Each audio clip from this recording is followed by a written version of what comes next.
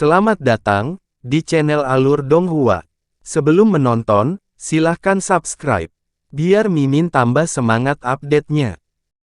Semuanya tidak perlu seperti ini.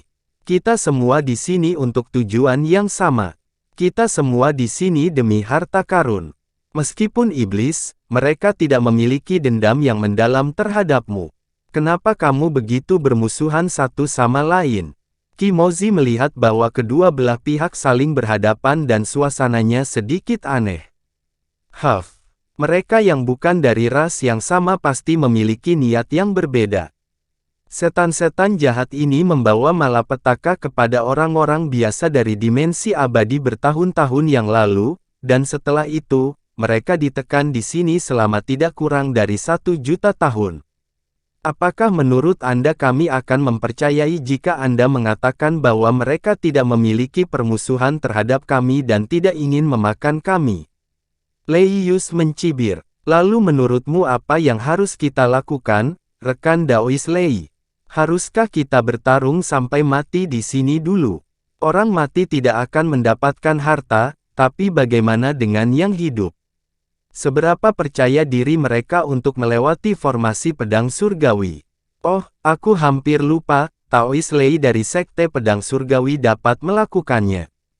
Kimoji berkata sambil tersenyum. Mendengar ini, ekspresi Lei Yus berubah, kemarahan di hatinya melonjak.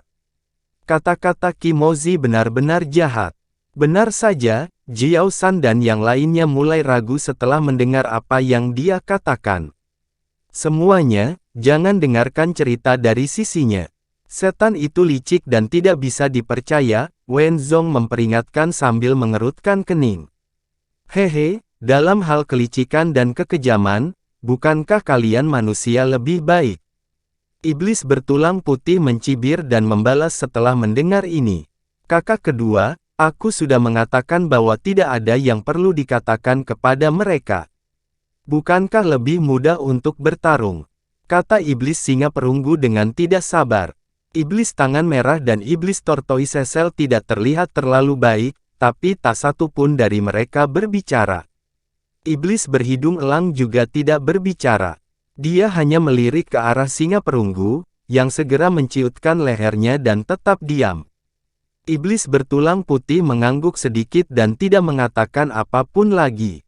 Pada saat ini, Xiong San, yang diam selama ini, tiba-tiba berkata, rekan Taois Lei, maafkan saya karena berbicara tidak pada gilirannya. Sementara kita berdebat tanpa henti tentang apakah akan bertarung atau tidak, seseorang telah menerobos formasi pedang.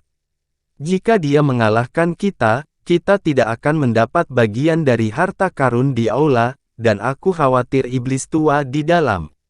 Begitu dia mengatakan ini, jantung Lei Yus berdetak kencang.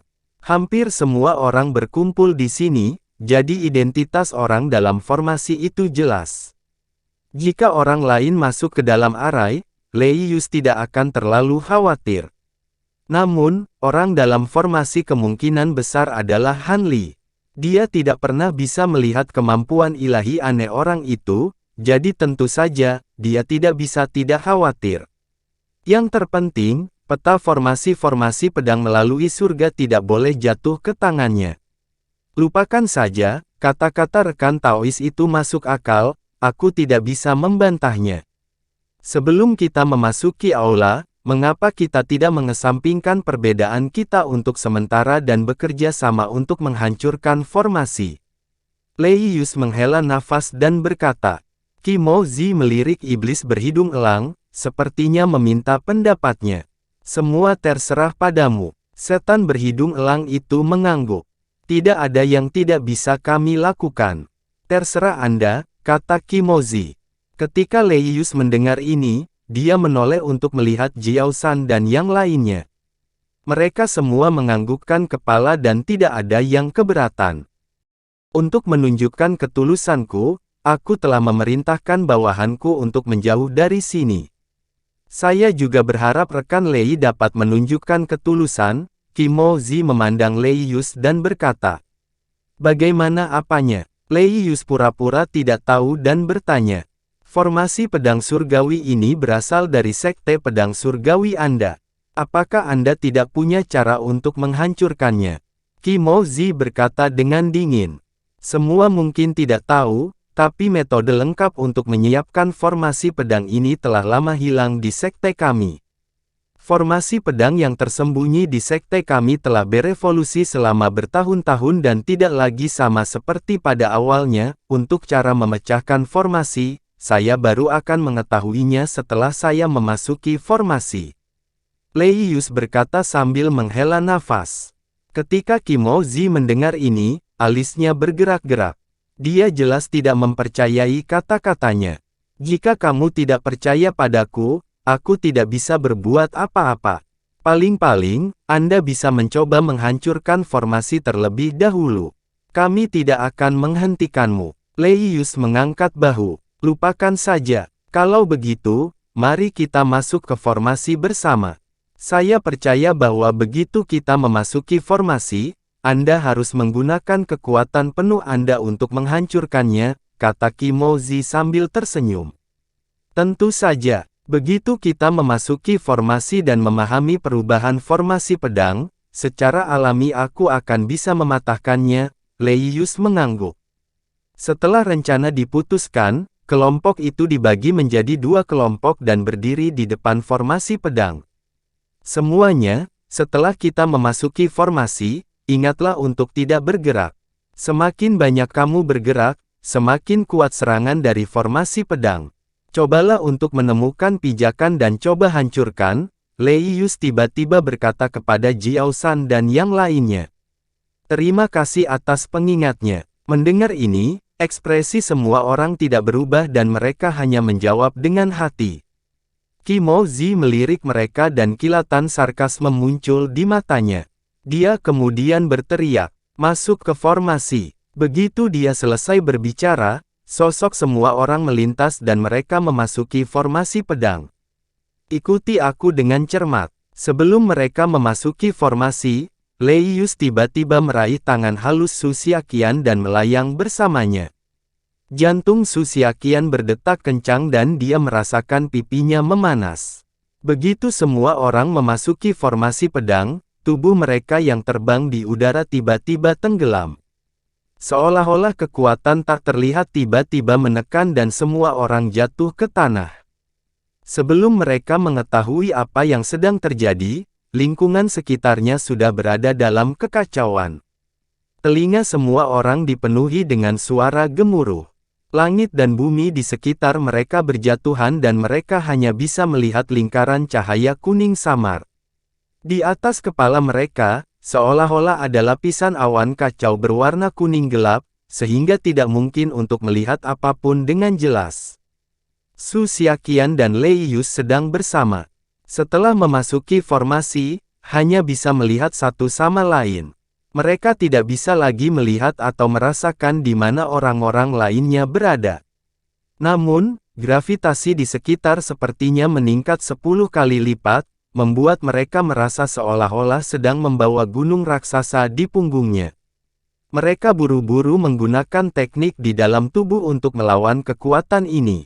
Di tanah tidak jauh, mereka bisa melihat pilar cahaya kuning berputar ke langit seperti naga, menembak langsung ke awan yang kacau. Di dalam pilar cahaya, ada pedang batu yang berkedip dengan cahaya kuning tua.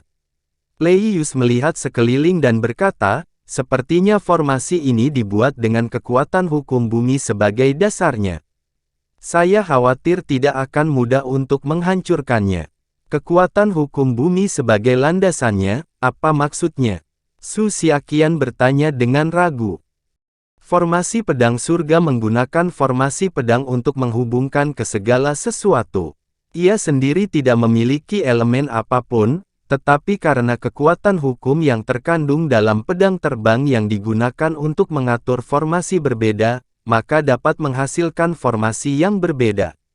Serangan yang terbentuk juga akan sangat berbeda. Ini juga salah satu alasan mengapa saya mengatakan bahwa kita perlu memasuki formasi untuk mengetahui cara memecahkannya. Lei Yus dengan cepat menjelaskan. Jika itu masalahnya, bagaimana kita menghancurkan formasi ini?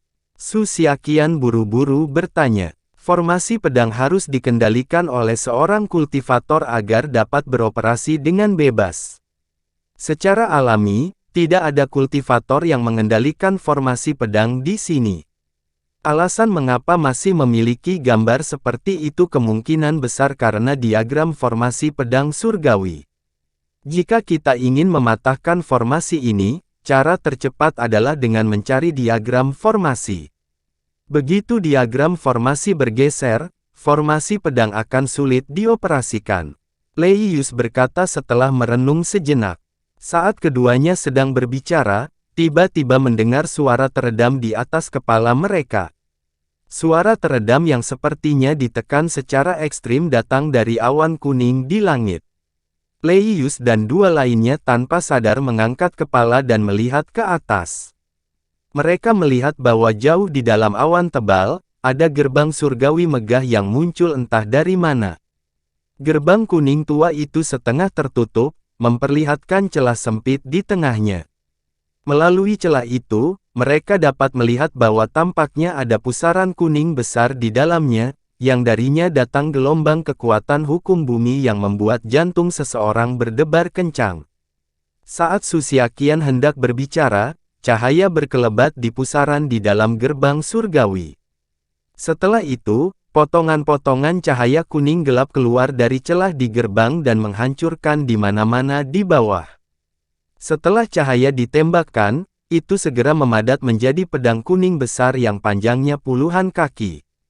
Seluruh tubuhnya berkelap-kelip dengan cahaya kuning gelap, dan itu hancur di mana-mana dalam formasi pedang. Bum bum bum. Dua pedang besar jatuh ke arah Lei Yus dan Su Xiaqian. Bahkan sebelum mereka mencapainya, ada tekanan berat yang menyesakkan datang dari langit, seolah-olah udara di atas kepala mereka sedang ditekan. Perisu, hati-hati. Setelah Lei Yus memperingatkannya, dia buru-buru berdiri di depannya dan mengangkat tangannya tinggi-tinggi, seolah-olah dia sedang mengangkat langit. Cahaya memancar dari sekujur tubuhnya, dan tiba-tiba, sebuah tanda melingkar dengan radius puluhan kaki tiba-tiba muncul di bawah kakinya. Cahaya keemasan bersinar terang di dalam, dan bayangan pedang cahaya kehampaan yang besar terus muncul seperti rebung setelah hujan. Kemudian, mereka bangkit dari tanah dan melesat ke langit. Hanya untuk mendengar serangkaian ledakan keras, bayangan pedang yang muncul dari tanah ini bertabrakan dengan dua pedang besar di langit dengan ledakan keras, dan satu demi satu, lalu pecah.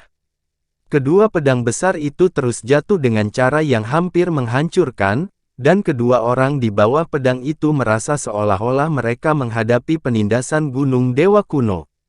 Perasaan tertekan bukan lagi sesuatu yang bisa digambarkan sebagai tekanan gunung Tai. Melihat bahwa bayangan pedang cahaya kosong terus pecah, keheranan di mata Lei Yus semakin dalam, dan dia hanya bisa bergumam. Apakah ini kekuatan formasi pedang surgawi yang asli? Pada saat ini, cahaya biru tiba-tiba melintas di sampingnya, dan lapisan kekuatan hukum atribut air segera beriak.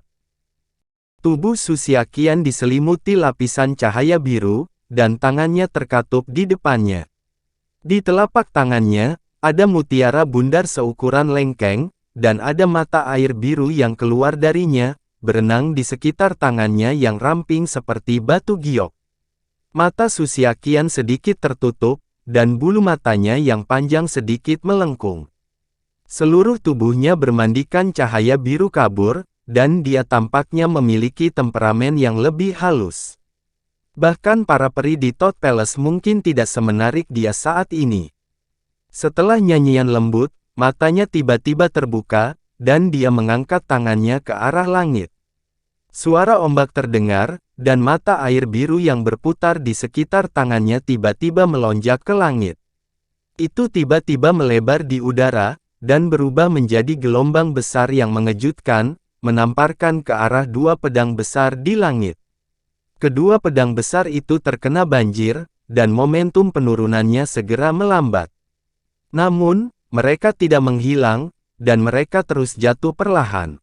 Pergi. Lei Yus meraung memekakkan telinga, dan rune di tanah di bawahnya bersinar terang. Gelombang suara dentang tajam bergema terus-menerus, dan pedang emas muncul dari tanah satu demi satu, ujung pedang mengarah ke langit. Pedang ini berbeda dari siluet pedang Voidlight sebelumnya. Itu semua adalah pedang terbang sungguhan, dan totalnya ada 36 pedang. Masing-masing pedang bertuliskan rune, dan semuanya berisi jejak hukum logam. Dia membentuk tanda pedang dengan kedua tangannya, dan pedang terbang emas di tanah segera bergetar hebat. Cahaya keemasan pada pedang melonjak, dan ribuan benang pedang emas menyembur keluar. Mereka melonjak seperti air pasang, bergegas ke langit. Di langit, tekanan dari dua pedang kuning tua telah sangat terhalang. Pada saat ini, setelah benang pedang yang tebal melonjak, kekuatan hukum bumi yang terkandung dalam pedang itu akhirnya habis. Dengan suara gemuruh, kedua pedang kuning itu runtuh pada saat yang sama, berubah menjadi lingkaran cahaya dan menghilang. Melihat ini, Lei Yus dan Su Xiaiqian saling berpandangan dan tersenyum. Namun, sebelum mereka berdua bisa bersantai, terdengar suara tumpul dari gerbang surga dari langit di atas. Tampaknya serangan itu tidak akan berhenti sampai formasi pedang ini dipatahkan. Mata Lei Yus berkilat saat dia berkata, "Diagram formasi pedang seharusnya ada di suatu tempat di formasi, kan? Anda pergi mencarinya, saya akan menanganinya sendiri." Mendengar ini, Su Xiaiqian berpikir sejenak dan berkata, "Kekuatan formasi pedang ini luar biasa, aku khawatir jika kamu sendirian. Rekan Lei, apakah kamu meremehkan sekte Tian Sui kami, atau kamu meremehkanku?" Sebelum Lei Yus selesai berbicara, Su Xiaiqian menegakkan wajahnya dan berkata dengan nada agak dingin. Aku tidak berani." Mendengar ini, Lei Yus tercengang. Melihat wajah cantik Su Xiaiqian, dia tersenyum pahit. "Jangan khawatir, serahkan ini padaku." Mendengar ini, ekspresi Su Xiaiqian rileks, dan senyum langka muncul di wajahnya saat dia berkata, "Baiklah, hati-hati, Su Xiaiqian. Aku akan mencari diagram formasi sekarang." Lei Yus masih sedikit khawatir, tapi dia hanya bisa berkata begitu. "Rekan Lei, berhati-hatilah juga," ekspresi Su Xiaiqian seperti biasa saat dia berkata dengan lembut. Lei Yus sangat gembira saat mendengar ini. Dia mengangguk dengan berat dan berbalik untuk berjalan menuju pusat formasi. Tekanan pada tubuhnya lebih dari 1000 kilogram, namun dia merasa langkahnya ringan dan dia sangat bahagia. Celah di gerbang surga masih terbuka di langit. Pedang terbang kuning terus turun sepanjang waktu. Terlepas dari apakah itu Jiao San atau Iblis Fiendis, tidak mudah bagi mereka yang terjebak di dalamnya. Di sisi lain, Han Li, yang pertama kali memasuki formasi, merasa jauh lebih santai. Karena orang-orang ini memasuki formasi pedang tidak punya pilihan selain menyebarkan kekuatannya untuk menyerang semua orang. Tekanan pada tubuhnya dan frekuensi serangan formasi pedang tanpa sadar telah menurun. Pada saat ini, dia sepenuhnya mengaktifkan garis keturunan roh sejatinya dan mengedarkan seni penindasan neraka iblis surgawi. Masing-masing dari 6 lengan raksasanya memegang pedang awan bambu, dan dia terus mengayunkannya, membuka jalan dengan garis-garis pedang Ki Petir, menghancurkan pedang kuning raksasa yang turun dari langit berkali-kali saat dia menuju ke arah pusat formasi pedang. Menurut tebakan sebelumnya, pusat formasi pedang kemungkinan besar terletak di tengah formasi pedang. Begitu dia menemukannya, dia akan memiliki kesempatan untuk menerobos formasi pedang. Saat petir terus meledak, kehampaan di sekitarnya tiba-tiba bersinar dengan cahaya yang kacau. Angin puyuh muncul di kehampaan dan menyapu ke segala arah. Area di depan mereka tiba-tiba menjadi kabur, seolah-olah mereka telah memasuki dunia kehampaan yang ilusi. Melihat ini, hati Han Li menegang dan alisnya tanpa sadar berkerut. Tapi kemudian, cahaya ungu muncul di matanya saat dia mengaktifkan mata ajaib neraka ke-9 secara maksimal dan melihat sekeliling.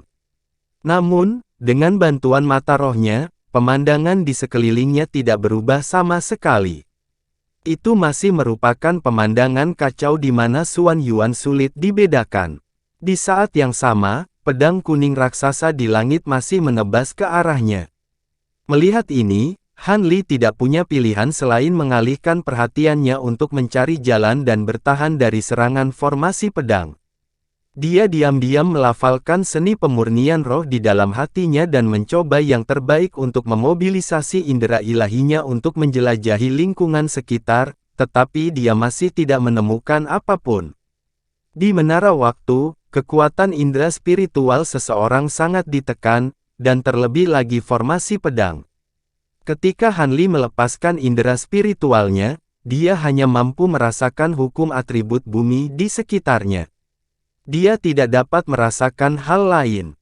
Dia cemas, tapi tidak ada gunanya. Seperti lalat tanpa kepala, dia hanya bisa mengandalkan intuisinya untuk terus bergerak maju.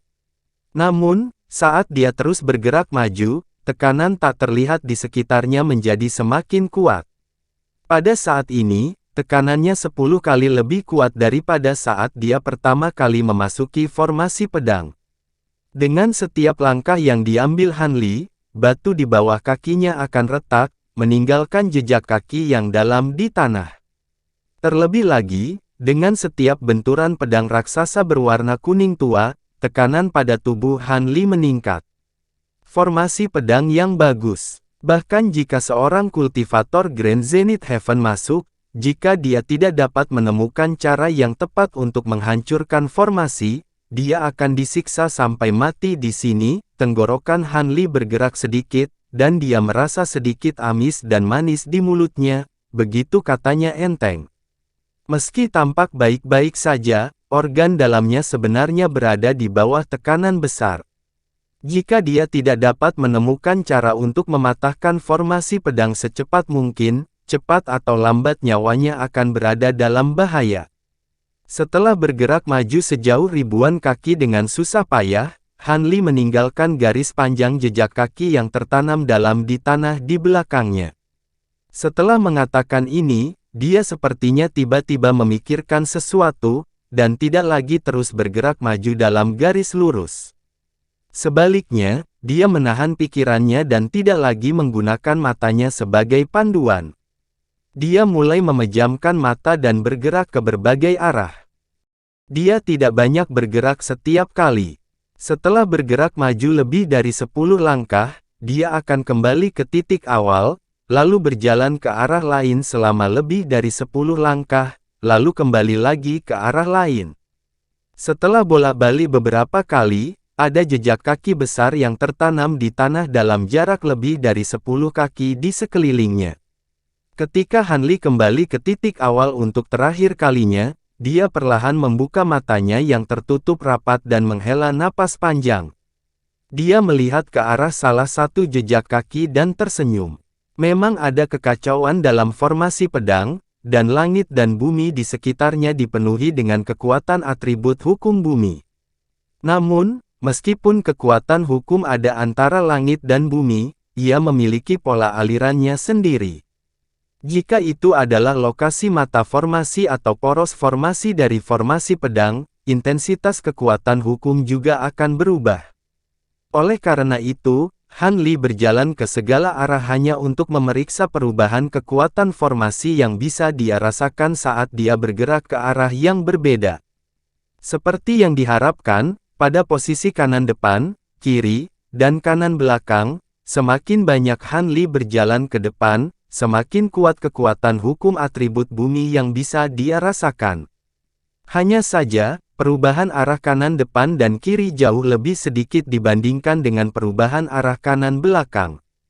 Pikiran Han Li berubah dengan cepat, dan dia menebak bahwa harus ada mata formasi ke arah kanan depan dan kiri, dan poros formasi-formasi pedang harus berada di kanan belakang. Setelah memikirkannya, Han Li segera melambaikan keenam tangannya dan menebas jejak terakhir cahaya spiritual dari pedang kuning raksasa yang jatuh dari langit. Dia kemudian mengubah arahnya dan bergerak ke arah kanan belakang. Meskipun arah umum telah ditentukan, formasi pedangnya benar-benar kacau. Di bawah pengaruh kekuatan atribut hukum bumi, posisi sekitarnya sepertinya terus berubah. Han Li hanya mengambil selusin langkah sebelum dia harus berhenti dan mencari arah lagi. Setelah beberapa putaran dan belokan, serangkaian jejak kaki yang dalam tertinggal di tanah. Di akhir penglihatan Han Li, sebuah altar segi 8 akhirnya muncul. Setelah mengambil selusin langkah lebih dekat, mata Han Li menyipit dan melihat ke altar segi 8 di tengah formasi pedang. Dia melihat bahwa tepi altar bertatahkan 8 batu bulat kuning yang berisi kekuatan atribut hukum bumi. Dan di setiap tepi altar, ada pedang batu yang ditancapkan langsung ke tanah. Itu seperti 8 tentara setia yang menjaga bagian tengah altar, dan ada piring batu giok segi 8 yang melayang di udara. Tidak ada atribut kekuatan hukum bumi pada lempeng giok, hanya semburan cahaya spiritual yang berkedip, dan ukiran kompleks yang terlihat samar-samar di atasnya, yang tampaknya semacam rune. Begitu Han Li mendekat, ada cahaya hijau di pelat giok segi 8. Piring batu giok putih bersih tiba-tiba berubah menjadi warna hijau tua, dan batu bulat yang berdiri di atas altar segi 8 juga menyala. Setelah itu, Han Li mendengar ledakan teriakan pedang yang berasal dari 8 pedang batu di sekitar altar. Jantungnya bergerak sedikit, dan 8 lengannya berputar seperti roda angin api. 8 pedang awan bambu hijau meledak dengan cahaya guntur, menghancurkan pedang raksasa kuning tua yang menekan kepalanya. Memanfaatkan celah sebelum serangan berikutnya tiba, sosok Han Li tiba-tiba melintas dan langsung menuju altar. Dengan berkah dari mantra harta karun terbalik di tubuhnya, kecepatan gerakan Han Li jauh lebih cepat, namun karena terhalangnya tekanan ruang, masih tidak bisa dibandingkan dengan saat dia berada di luar formasi. Untungnya, lokasi altar itu sangat istimewa. Dalam radius 300 kaki, pedang terbang berwarna kuning tua di langit tidak akan mengenai sisi ini, jika tidak, akan menghancurkan formasi. Sosok Han Li datang beberapa meter dari altar. Sebelum jari kakinya menyentuh tanah, terdengar suara siulan di sekitar altar. Dia melihat 8 pedang batu tiba-tiba muncul dari tanah, permukaannya beriak dengan cahaya kuning, menembak ke arah Han Li. 8 pedang batu ini sepertinya berbeda dari formasi di sekitarnya. Mereka hanya ada untuk melindungi formasi altar. Cara beroperasi juga berbeda dengan formasi pedang. Momentum pedang itu secepat angin. Setelah pedang terbang ditembakkan, tubuh pedang itu berkembang dengan cahaya kuning gelap. Bayangan pedang yang membelah cahaya terbelah dari tubuh pedang. Cahaya kuning gelap menyala dan memadat menjadi ribuan pedang terbang dalam sekejap. Pedang terbang ini semuanya memiliki semburan kekuatan hukum atribut bumi, dan fluktuasi pada mereka hampir sama. Tidak mungkin membedakan mana pedang terbang asli. Melihat ini, tubuh Han Li bersinar, dan dia kembali ke bentuk manusianya. Dia membuat gerakan pedang dan melambai di depannya. 36 pedang awan bambu hijau bersinar dengan cahaya hijau, menyebar seperti kipas. Pedang pada pedang awan bambu hijau meroket, dan lapisan bayangan pedang muncul seperti bibit, mekar di depan Han Li.